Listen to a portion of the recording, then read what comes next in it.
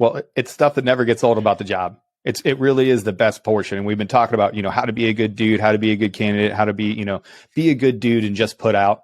But those are the things that keep you going in those moments. I don't know why, but I distinctly remember, his name's Nick. I won't say his last name, but Nick is a very stoic mountain of a man, complete and total badass, like really one of the hitters in the career field, right? Like the guy really is just all that is male, and he's an awesome operator.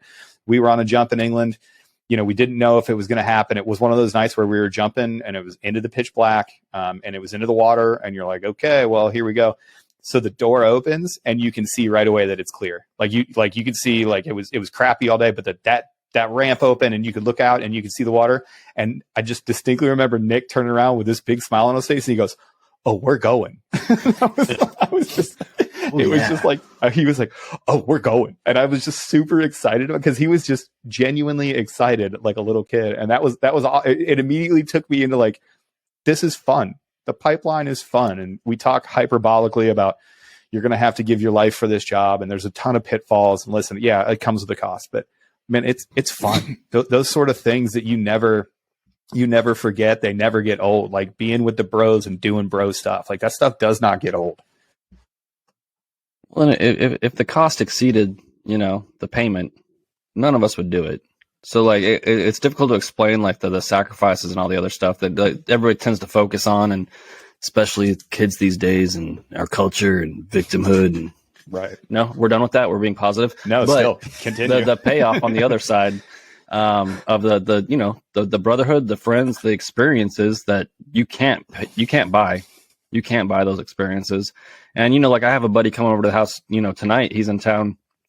And like one of the funniest moments of my life was with this dude, but I can't explain it to anybody else. Like it just, they wouldn't understand. You could tell them and they'd be like, how is that even funny? Yeah, it was the funniest moment of my life. And I think I laid in bed that night for like the 6 hours that we were actually going to be able to sleep. And I laughed like for 4 of those hours. Like I couldn't stop giggling. And he was like, "Dude, shut the up." I'm like, that was, I couldn't stop. Aaron, do you think there are aliens? Go to sleep, Trent. Yeah. No, there's no robots that live among us. But I mean, there are. Skynet. Aliens aren't that smart. They're just dolphins. All right. Yeah. They just figured out interstellar travel. People won't know because I don't think that episode ever. No. Interstellar travel is not difficult if you come from an environment where you can manipulate gravity based on the resources that are easily accessible. So like we think that they're smarter than us. They're not. They're scared of us because we figured out nukes and they don't even know what that is. And once we steal their technology and they know that we have it, we're going to go across the universe and we're going to wipe them out because they know that's who we are. I want that to be the only reel that we drop from this episode. That was like, if there's only one clip that we get out of all the goodness that we just had, I want that to be it, is Trent's rant on aliens. Sorry. Either that or we are the Coliseum of the universe and they like just pick fights, have us pick fights with each other, and they're just up there making bets. Well, they're winning. So I was going to say, yeah, boy, they're doing a great job. If the Anunnaki really are using the moon to harness our negative energy by collective strife, these guys are crushing it. I don't know, guys. That feels like a good place to end. You guys got any parting shots? Here's a fun thing too. The parting shot, that term is from, there was a group of horse riders called the Parthians, and they were so good that even in retreat, they could turn 180 degrees around their horse and they could fire their bow at you. So they were horseback fighters. So that's where the parting shot came from. It used to be the Parthian shot, as in the last thing that you do is you're leaving an area, but no big deal. That's a true statement. Shut it down. I'm done here. Yeah. Tired of learning. Stupid education. Tired of this. Trent, you got anything else you want to finish on, dude?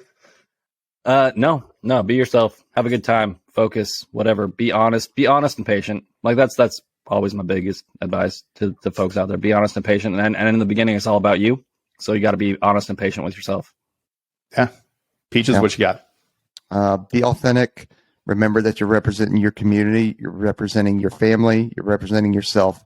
So don't jack like a jackass if you can help it. There are times that you will, and I have those moments, but just remember that you're representing us. And then always keep a PMA, positive mental attitude. That is huge. That will carry you a long way.